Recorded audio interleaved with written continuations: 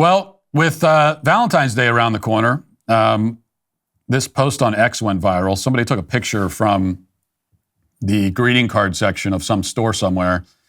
And let's put the picture up on the screen here. So you see it there. You can see, well, actually, you can see quite a few objectionable things going on in this picture that went viral on X. And at the bottom, you have Valentine's cards from the pets. So people are buying themselves love notes from their pets.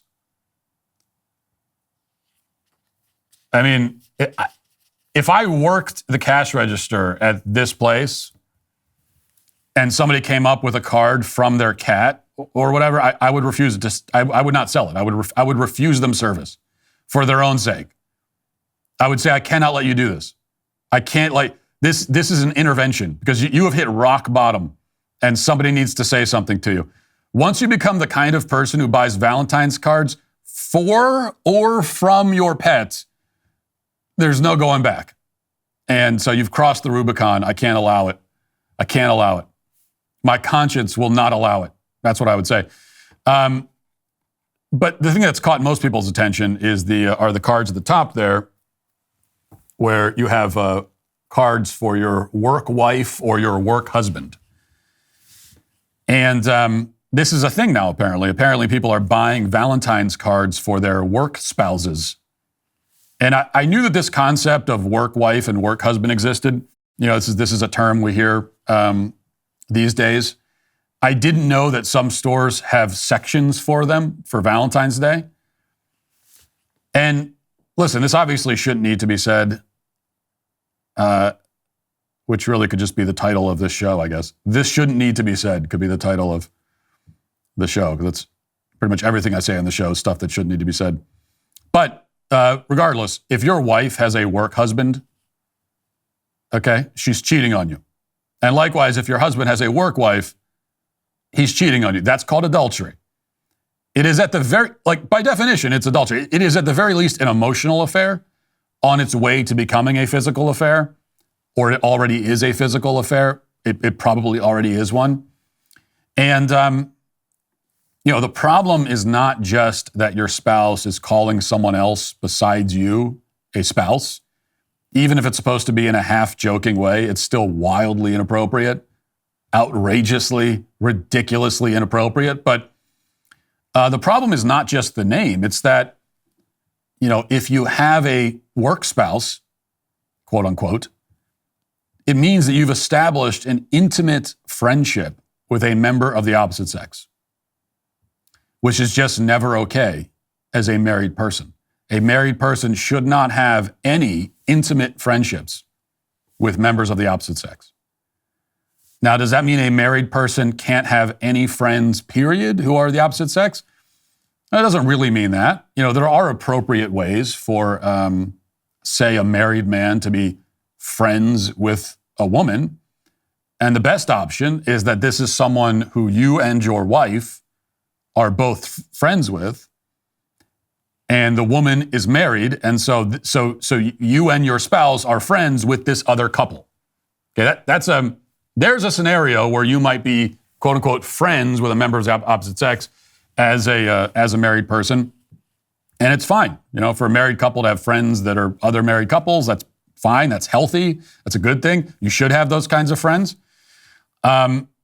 But outside of that, if you have a friend of the opposite sex as a married person, and this is not a mutual friend who is part of a couple that you and your spouse are friends with, if this is just your friend, then by friend, we should be talking about someone who you work with and are friendly with and maybe get along with, but it shouldn't be more than that. That's all that the word friend should really mean in that case. You certainly shouldn't be going out to lunches one-on-one with this person, or, texting all the time, or hanging out one-on-one, or just building any intimacy at all. You should not be doing. It should be a friend in the broadest sense.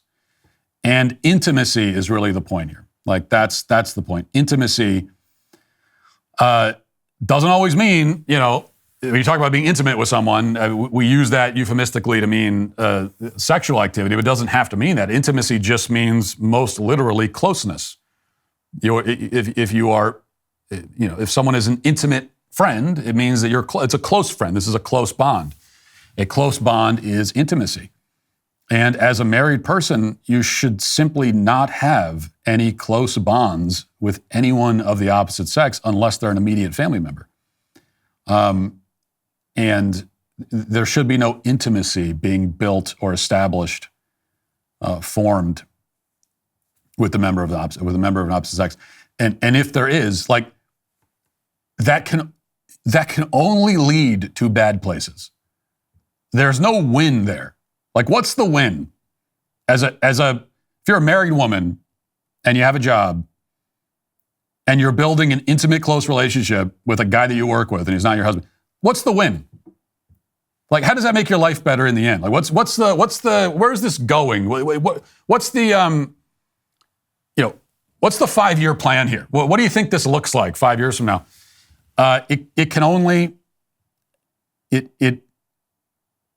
The best you can hope for is that it won't damage your marriage as much as it could. Like, now it's just damage mitigation. The best you can hope for is that this intimate relationship you're building with someone who's not your spouse won't completely destroy your marriage, but it certainly won't help it, and there's a good chance it will totally destroy it. So, as I said, these are just things that shouldn't need to be said, but these days they do. I mean, I'll never forget the controversy around Mike Pence, way back in ancient times, back in 2016 or whatever, when he infamously said that he doesn't go on lunch dates with women who aren't his wife. And this was treated as some sort of shocking statement. Meanwhile, to any normal person, you're like, well, yeah, of course not.